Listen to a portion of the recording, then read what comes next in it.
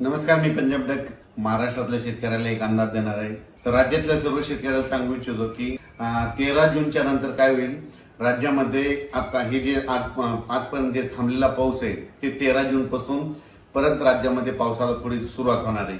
13 जून नंतर जे पाऊस पडेल 13ला पडेल, 14, 15, 16, 17, 18, 19 हे काय होईल, एक दिवस पडेल पुन्हा दुसऱ्या दिवशी येणार नाही, तिसऱ्या दिवशी पडेल चौथ्या दिवशी येणार नाही.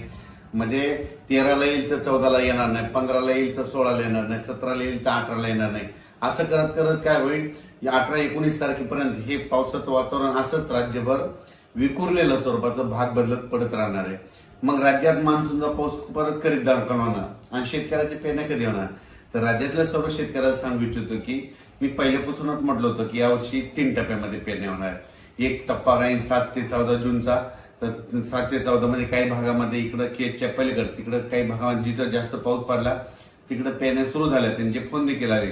इकडे सातारा, सांगली, कोल्हापूरकडे देखील ते सोयाबीन तिकडे देखील काही भागामध्ये पेरण्या सुरू झाल्या, लागवडी सुरू झाल्या. पण काय झालं त्याच्यानंतर महाराष्ट्रामध्ये की आपल्याकडं महाराष्ट्रामध्ये पाऊस सगळीकडे पोहोचत नाही. मग राज्यातल्या शेतकऱ्याला सांगू इच्छितो की 3 टप्प्यामध्ये जे दुसरा टप्पा आहे तर जूनच्या शेवटच्या आठवड्यामध्ये 20 जून ते 30 जून मध्ये, म्हणजे 20 जून पासून ते 30 जूनच्या दरम्यान राज्यात एक पाऊस येणार आहे. पण तुम्हाला सांगतो ते मान्सूनचा पाऊस काय होतोय, दरवर्षी मुंबईकडून येतो पण यावेळेस काय होईल शॉर्टकट मार्गाने इकडून नागपूरकडून काही येईल, इकडून कर्नाटककडून येईल, असा कर्नाटक तेलंगणातून येईल. आणि त्याच्यामध्ये मात्र 20 जून ते 30 जून मध्ये एक दुसरा पेरणीचा टप्पा होईल म्हणून हे लक्षात येतं. त्याच्यानंतर परत याच्यातून जर काही शेतकरी उरले तर परत एक तिसरा टप्पा पेरणीचा राहणार आहे. आणि त्याच्यामध्ये तुम्हाला सांगतो 10 जुलै ते 15 जुलै मग त्याच्यामध्ये राहिलेल्या सायलेल्यांच्या सगळ्याच्या पेरण्या त्याच्यामध्ये होतील. पण शेतकऱ्याला माझी विनंती की जमिनीमध्ये चांगली ओल असेल तरच पेरणीचा निर्णय घ्या, नसता पेरणी करू नका. कारण की 4 बोट 6 बोट ओलीव पेरणी केली तर ती आतापर्यंत फेल जाते, हे स्वतःचा देखील अनुभव आहे. म्हणून जमिनीमध्ये ईदवर ओल गेली त्यानंतर पेरणीचा निर्णय तुम्ही स्वतःचा घ्यायचा. आणि राज्यामध्ये मात्र 20 जून पासून म्हणजे 20 पासून काय होईल, बऱ्याच भागामध्ये पावसाला सुरुवात होईल.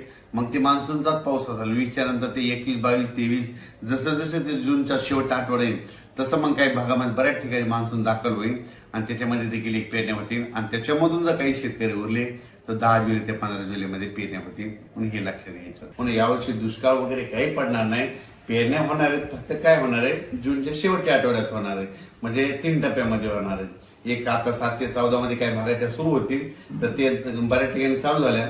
पण त्याच्यानंतर जे दुसरा टप्पा होईल ते 20 जून ते 30 जून मध्ये होईल आणि त्याच्यामधून 7 जुलै ते 14 जुलैच्या दरम्यान तिसरा एक टप्पा राहील म्हणून हे लक्षात येतं.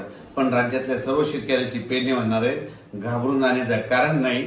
आता बऱ्याच जणांना वाटतं की 7 जून गेला आणि पाऊस नाही आला तर काही चिंता करू नका. तुम्ही तुमची कामं करून घ्यावा, तुम्ही तुमचे बियाणं व्यवस्थित राहू द्या. कारण की राज्यामध्ये काय होणार 20 तारखेच्या नंतर 20 जूनच्या नंतर जसं 21 येईल तसं पावसाला सुरुवात होईल, 22ला बऱ्याच भागात कव्हर होईल.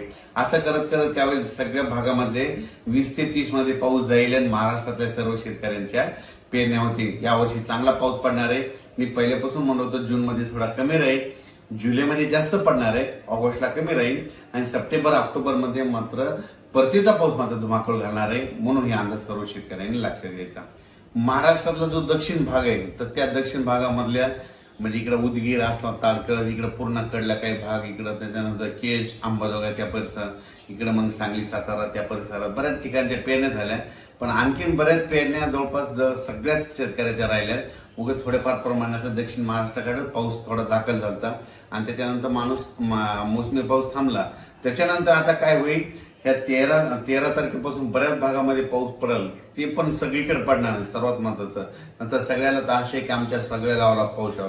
हे पाऊस 13 पासून जे येणार आहे ते मात्र सगळीकडे पडणार नाही. 13 जून ते 18-19 जून पर्यंत असाच एक दिवस येईल, एक दिवस नाही येणार, पुन्हा 2 दिवस नाही येणार, एक दिवस येईल, असंच राहणार आहे. मग 20 जूनच्या नंतर मग परत महाराष्ट्रामध्ये चांगलं मोसमी पाऊस सक्रिय होईल आणि शेतकऱ्याच्या पेरण्या होतील. म्हणून हा अंदाज सर्व शेतकऱ्याला लक्षात